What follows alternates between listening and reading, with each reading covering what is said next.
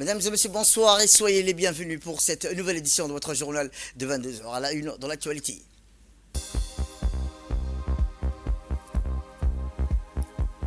À la une dans l'actualité nationale, le ministre de la Santé mobilise les familles pour une campagne décisive contre la poliomyélite. Et dans l'actualité internationale, direction le Proche-Orient où les ONG internationales déclarent la famine dans la bande de Gaza. Nous verrons en fin de journal. C'était les titres. Merci si vous nous rejoignez. Eh bien, dans le cadre de sa visite officielle en République de Djibouti, Madame Victoria Bramchenko, vice-présidente de la Douma d'État de la Fédération de Russie, s'est rendue hier sur le site du lac Assal, accompagnée du président de l'Assemblée nationale, M. Dileta Mohamed Dileta, ainsi que des membres des délégations parlementaires djiboutiennes et russes. Étaient également présents M. Mikhail Golvanov, ambassadeur de la Fédération de Russie en République de Djibouti, l'honorable Safia El-Medjibril, première vice-présidente, l'honorable Omar Ahmed Ouaïs, deuxième vice-président, et l'honorable Salvan Daher Bile, secrétaire du bureau, ainsi que l'honorable Ibrahim Abdo, questeur, et l'honorable Husseina Abdoukader Ali, membre du groupe d'amitié parlementaire Djibouti-Russe. Une présentation des experts du Centre d'études et de recherche de Djibouti qui ont exposé les principes caractéristiques géothermiques de cette zone singulière a notamment mis en évidence les sources chaudes naturelles telles que celles de Koril dont les températures peuvent atteindre jusqu'à 82 degrés Celsius et de l'intensité de l'activité géothermique. Sous Jacques Sarton, la délégation a pu découvrir les caractéristiques physiques et naturelles du lac Assal ainsi que les activités traditionnelles d'extraction du sel pratiquées depuis des siècles dans la région. Le site est également connu pour ses manifestations géothermiques, notamment des sources chaudes riches en minéraux dont les propriétés font l'objet de différentes études scientifiques. À cette occasion, le président de l'Assemblée nationale, M. Dileta Mohamed Dileta, a expliqué que le lac Assal constituait non seulement une richesse naturelle exceptionnelle, mais aussi un levier stratégique pour le développement économique durable de Djibouti, notamment à travers les potentialités de la géothermie et l'exploitation raisonnée du sel. Il a également souligné l'importance de la valorisation scientifique et touristique de ce site en rappelant l'attachement de la République de Djibouti à la préservation de son patrimoine naturel.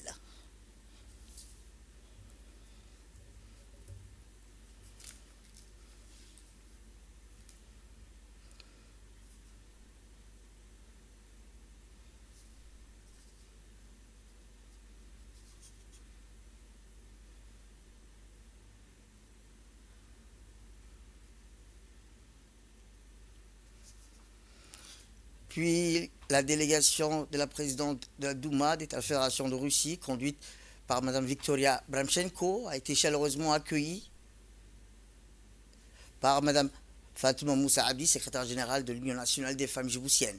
Au cours de l'après-midi, la délégation a effectué une visite guidée des locaux de l'UNFD, une organisation fondée le 30 avril 1977 à la veille de l'indépendance du pays qui illustre depuis lors comme un acteur majeur de la promotion des droits des femmes à Djibouti.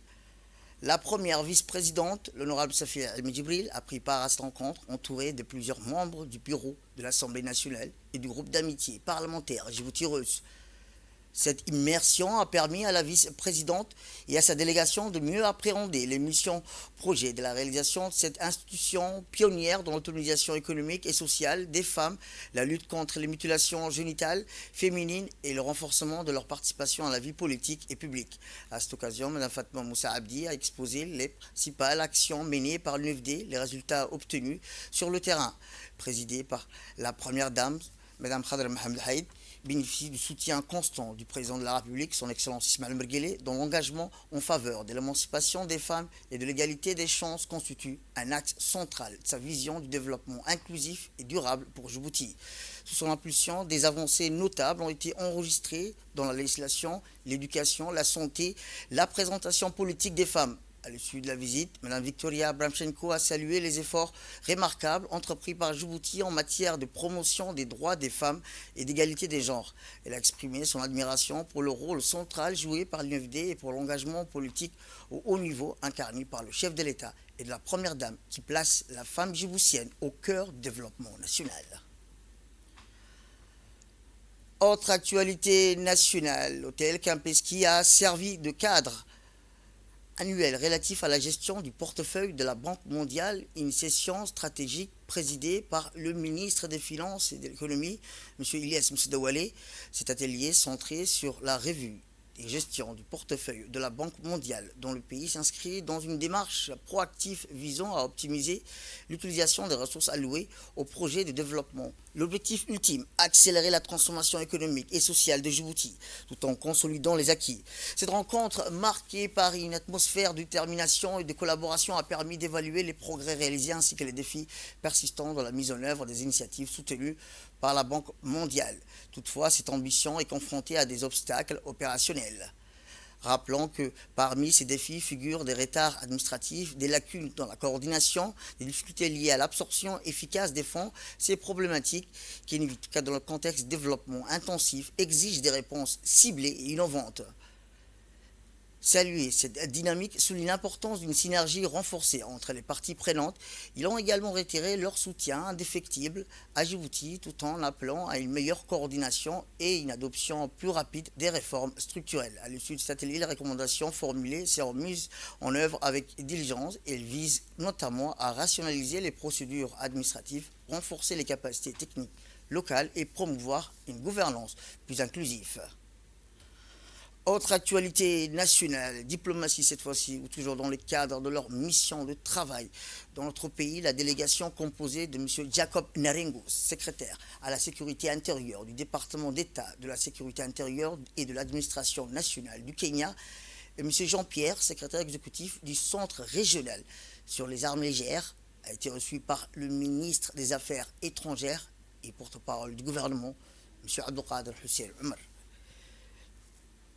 Les discussions ont été principalement axées sur les différentes résolutions internationales régissant la lutte contre la prolifération des armes légères et à petit calibre. Lors de cette rencontre, le ministre n'a pas manqué de réaffirmer la position de notre pays pour enrayer la prolifération des armes. La rencontre s'est clôturée par une photo de famille.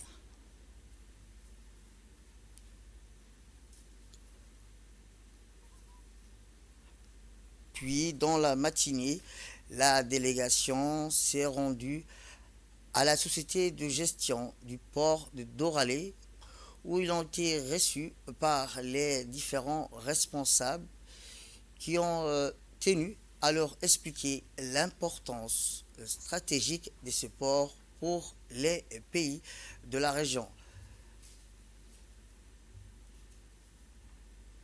La délégation a pu observer les capacités modernes du SGTD, les responsables qui ont tenu à leur expliquer l'importance stratégique de ce port pour le pays de la région.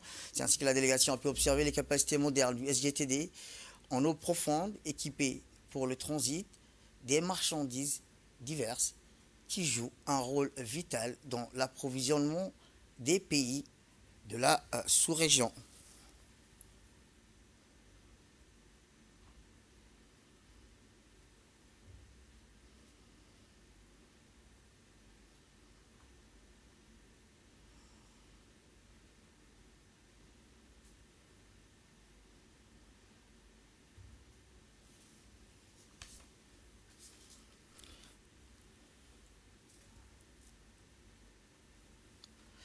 Eh bien, je vous disais dans le titre, le ministre de la Santé a tenu une déclaration importante sur nos antennes à l'approche du lancement de la campagne nationale de vaccination contre la poliomyélite.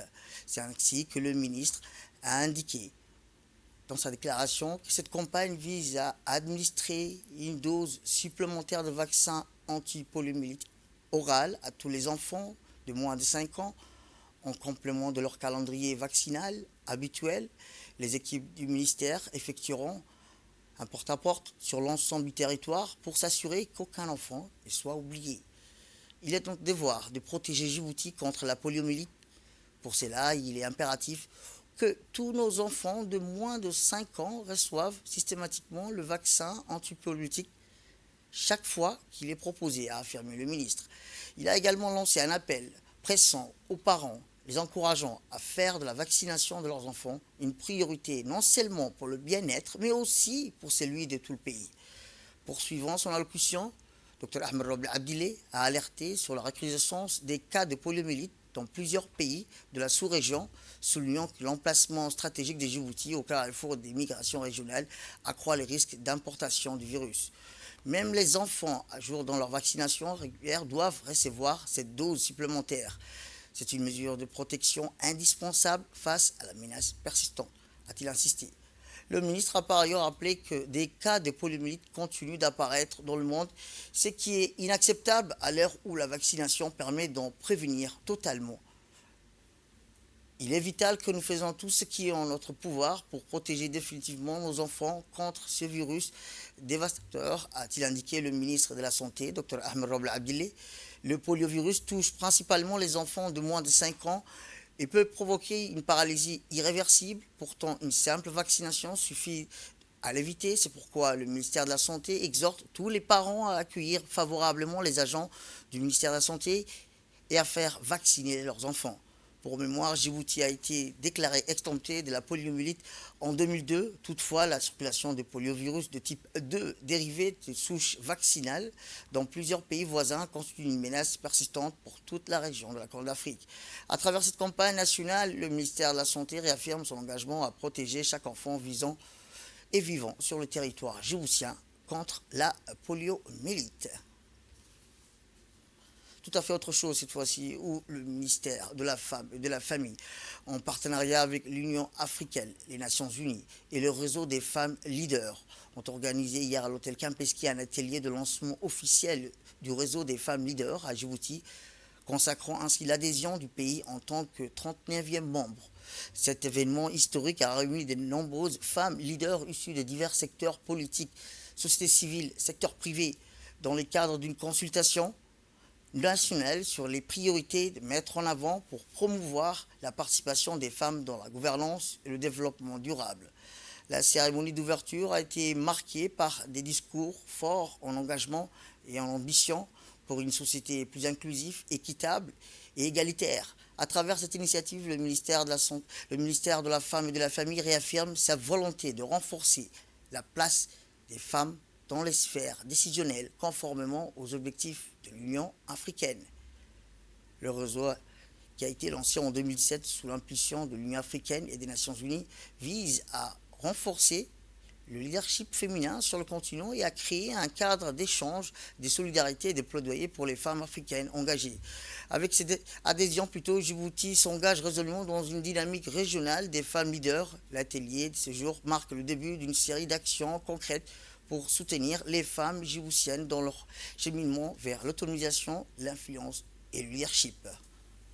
Direction le sud du pays, où la localité de Doudou Balale, dans la région d'Ali Sébié, a accueilli une cérémonie de commémoration à l'occasion de la Journée internationale de la femme organisée par l'Union des femmes de la région. Commémorant pour la première à Doudou Balale, la célébration de cette journée a regroupé sur place la préfète adjointe, Mme Sirida Wabri Assoué, la députée Filsen Abdillahi Miguel, la députée Filsen Miguel, les femmes leaders et régionales. Cet événement a été l'occasion de souligner les progrès réalisés et de rappeler que la lutte pour l'égalité des sexes est un processus continu. La population de Doudou-Balale, aux côtés des autorités locales et régionales, a réaffirmé son engagement envers les principes d'égalité et de justice sociale pour toutes et tous. L'événement a été un moment de rencontre et de réflexion pour les femmes leaders de la région ainsi que les habitants de Doudou-Balale qui ont partagé leurs idées, leurs aspirations. La présidente de l'Union des femmes de l'antenne d'Ali Sébié, Mme Willow Ibrahim, a quant à elle mis l'accent sur les progrès réalisés grâce aux initiatives locales, tout en appelant à une mobilisation continue pour la défense des droits des femmes. Elle a rendu un vibrant hommage à la première dame, Mme Khadra Mohamed Haït, présidente de l'UNFD, pour son leadership, sa détermination à faire avancer la cause des femmes à travers le pays. Eh bien, dans son intervention, la préfète adjointe, Mme Sirida Wabri Assoué, a exprimé son soutien indéfectible aux initiatives qui favorisent l'autonomisation des femmes régions. Elle a rappelé que l'importance de cette journée pour sensibiliser l'ensemble des populations et les enjeux, l'effort du gouvernement en particulier, et ceux du président de la République, son Excellence Ismaël Merguele, pour promouvoir des politiques inclusives afin de soutenir la place des femmes dans tous les secteurs sociaux. De son côté, la députée Filsan Abdillahi Miguel, présente également lors de la cérémonie, a souligné la nécessité de renforcer les actions menées en faveur de la femme, notamment dans les zones rurales. Elle a insisté sur le rôle primordial des femmes dans le développement de la région d'Ali Sabieh et a remercié les autorités pour leur engagement à soutenir des politiques visant à améliorer le bien-être des femmes.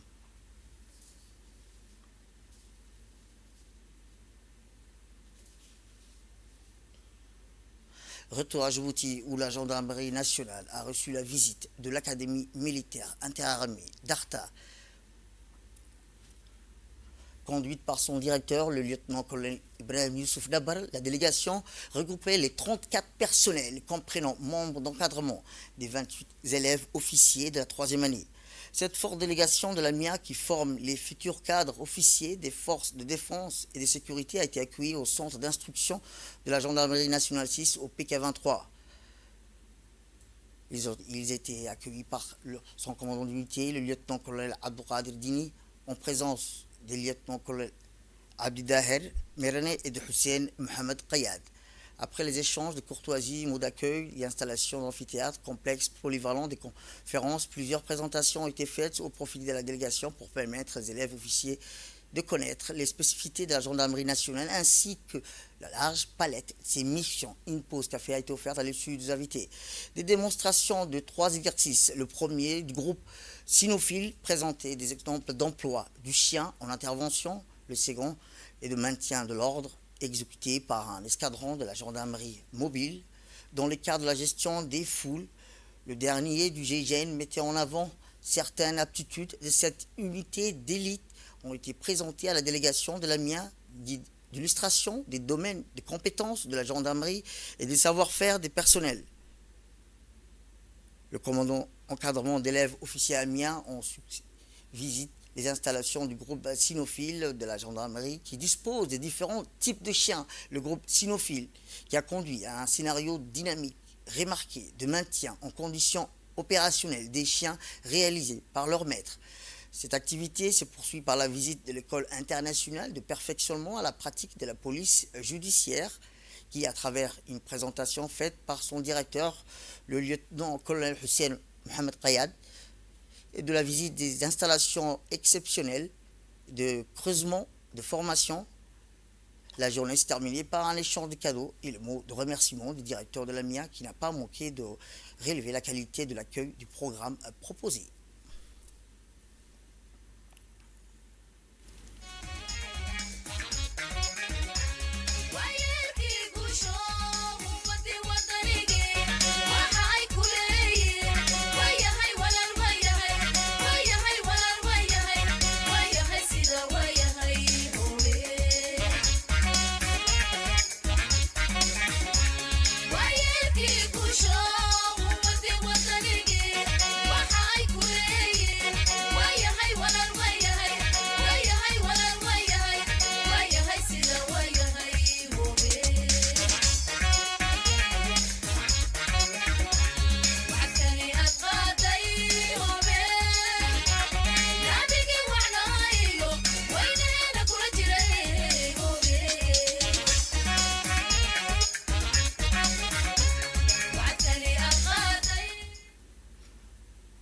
Puis c'est au tour de l'académie de police Idriss Farah Habani qui ont reçu hier la visite de la 14e promotion d'élèves officiers en 3e année de formation de l'académie militaire interarmée d'Arta sous son acronyme AMIA.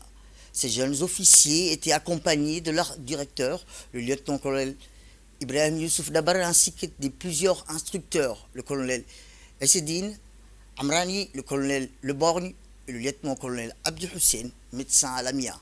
Cette visite s'inscrit dans le cadre des sorties pédagogiques organisées au profit des élèves officiers, leur permettant ainsi de découvrir les différentes institutions nationales. À leur arrivée, les visiteurs de marque ont été chaleureusement accueillis par le directeur de l'APIFA, le lieutenant-colonel Omar Youssouf Omar, assisté de son adjoint, le commandant Idriss, directeur des études. La visite a débuté par une revue du troupe conduite par le directeur de l'APIFA, avant de se poursuivre dans l'amphithéâtre où les élèves officiers ont assisté à une présentation succincte sur l'histoire, les missions et les activités de l'académie. Moment fort de cette journée, la brigade équestre de la police nationale a impressionné les visiteurs par une démonstration de cavaliers au galop. Les élèves ont même eu l'opportunité de s'initier brièvement à l'équitation. La fanfare de la police nationale a également contribué à l'ambiance en partageant quelques notions musicales avec les futurs officiers de la MIA. La visite s'est conclue dans une atmosphère conviviale par un échange de cadeaux symboliques suivi de la traditionnelle photo de famille. C'est un moment fort de cette journée que la brigade équestre de la police nationale a impressionné les visiteurs par une démonstration des cavaliers au galop. Les élèves ont même eu l'opportunité de s'initier brièvement dans l'équitation. Écoutons à présent le directeur, le lieutenant-colonel Ibrahim Youssouf Dabar. Dans le cadre de la visite des institutions, pour les élèves officiers de la 3e année de l'Académie militaire interarmée d'Arta, nous sommes aujourd'hui à l'Académie de police Idriss Farah Abane, où le directeur, le colonel Abdelrahman Ali Kahin, nous a autorisé cette visite et le colonel Omar Youssouf, le lieutenant-colonel Omar Youssouf, nous a ouvert cette porte. Donc je tenais à remercier en premier le directeur général de la police nationale et en deuxième lieu le colonel Omar Youssouf, directeur de l'académie police Idriss Farah Abane. Je tenais aussi à remercier le commandant Idriss pour la visite guidée et la présentation qu'il nous a faite concernant les missions, l'organigramme et les moyens que dispose la police nationale. Merci beaucoup. Merci beaucoup. Eh bien, voici les propos du directeur de l'APIFA, le lieutenant-colonel Omar Youssouf Omar. Au nom du directeur général de la police nationale et en mon nom personnel, en tant que directeur de l'Académie de police Idriss Farah Abane, c'est un immense honneur pour moi-même et pour tout mon staff qui est présent ici, de pouvoir accueillir aujourd'hui les officiers qui composent l'Académie militaire interarmée. Ce n'est pas la première fois, comme je disais tout à l'heure avec le directeur de l'AMIA, ce n'est pas la première fois que les stagiaires viennent nous voir, sont en fin de formation, 3e année. Ce n'est pas la première fois qu'ils viennent ici à l'Académie de police Idriss Farah Abane. Et c'est toujours un honneur, parce que souvent nous faisons des journées portes ouvertes pour les écoles, surtout primaires, c'est ce que je disais tantôt au directeur de l'AMIA, mais ça change beaucoup lorsqu'il s'agit des hommes en uniforme.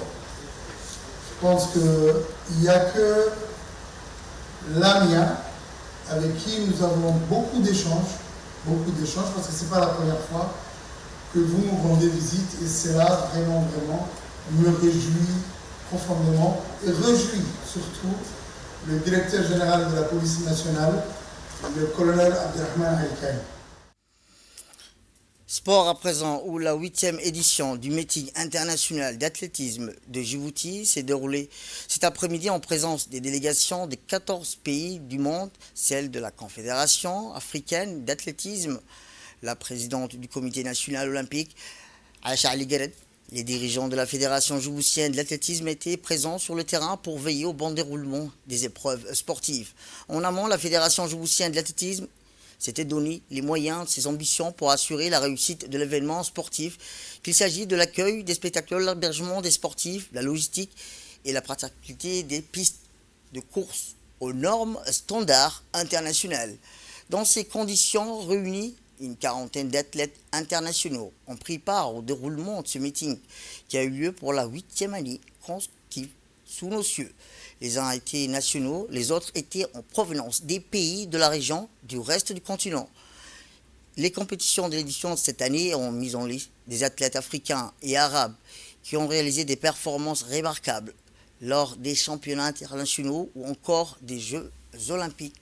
14 nations étaient représentées lors de ce meeting international d'athlétisme de Djibouti. Eh bien, ces athlètes issus de l'Éthiopie, du Kenya, de l'Algérie, du Burundi, du Rwanda, Sénégal, Burkina Faso, Ouganda, Tchad, Tanzanie, Angola ou bien le Togo, Somalie, Somaliland, Cameroun, Maroc, Qatar et bien d'autres figuraient parmi les compétiteurs de ces meetings sportifs dont le coup d'envoi a été donné vers 16h avec plus de 200 mètres femmes.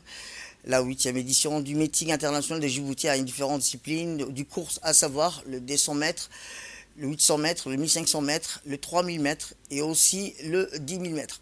La 8e édition du meeting international de Djibouti s'est achevée dans une meilleure condition de la compétition du course où vous le verrez les résultats dans nos prochaines éditions.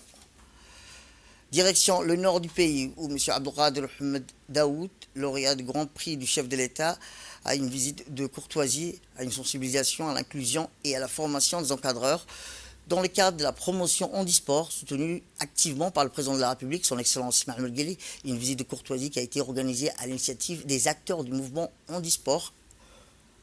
À Obok, cette visite a permis de mettre en lumière l'importance de l'inclusion des personnes en situation de handicap dans le milieu sportif ainsi que la formation des encadreurs pour garantir une pratique sportive de qualité et accessible à tous. M. Abdelkader Ahmed a d'abord été reçu au bureau de la préfecture de Bok par le préfet, par intérim, où des discussions ont eu lieu sur les moyens d'intensifier les actions visant à promouvoir le handisport et à encourager la participation des personnes handicapées dans les compétitions sportives. Ensuite, il a pour sa visite au bureau du fructueux échange qui ont permis de renforcer la collaboration entre les autorités locales et les acteurs du handisport. Cette initiative s'inscrit dans une démarche nationale visant à favoriser l'accès aux pratiques sportives pour les personnes handicapées et à garantir la qualité de l'encadrement à travers des formations spécialisées. Le président de la République, son Excellence Ismaël Omar Guelleh, a réaffirmé son soutien à toutes les actions en faveur de l'inclusion et l'autonomisation des personnes en situation de handicap, notamment dans le domaine sportif. En conclusion, M. Abdelkader, lauréat du Grand Prix du chef de l'État, a invité toutes les parties prenantes à continuer à travailler ensemble pour faire du sport un vecteur de solidarité et d'inclusion pour tous et toutes. Il a remercié le secrétaire d'État au sport pour le soutien technique, la préfecture et le conseil régional, ainsi que le responsable de la NPH de Bok pour leur accueil chaleureux. Et on reste toujours dans le nord du pays où M. Abdelkader Ahmed, lauréat du Grand Prix du chef de l'État, avec son équipe poursuit sa tournée de sensibilisation et de promotion du handisport dans la région. Après avoir marqué les esprits par ses initiatives, il s'est rendu hier dans la région de Tadjoura, où il a été chaleureusement accueilli lors de sa visite. M. Abdelkader Ahmed a d'abord été reçu par le préfet de la région et par le président du conseil régional qui a souligné l'importance de l'inclusion des personnes en situation de handicap.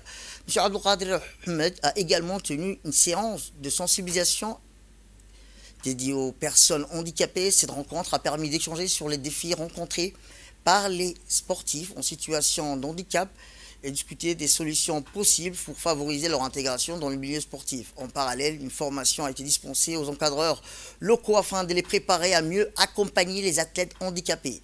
Cette initiative vise à renforcer les compétences des encadreurs et assurer un encadrement de qualité pour les sportifs. Ainsi, M. Abdelkader Ahmed continue de jouer un rôle clé dans la promotion du handisport à travers le pays. Ces efforts visent à créer un environnement inclusif et à encourager les personnes en situation de handicap à pratiquer des activités sportives après avoir terminé la séance de sensibilisation. Et dans l'actualité internationale, les ONG palestiniennes déclarent la famine à Gaza. Elles appellent à une action internationale après que la nourriture, l'aide médicale, le carburant ou les produits d'hygiène se sont épuisés et que les boulangeries des nombreuses cuisines communautaires cessent de fonctionner.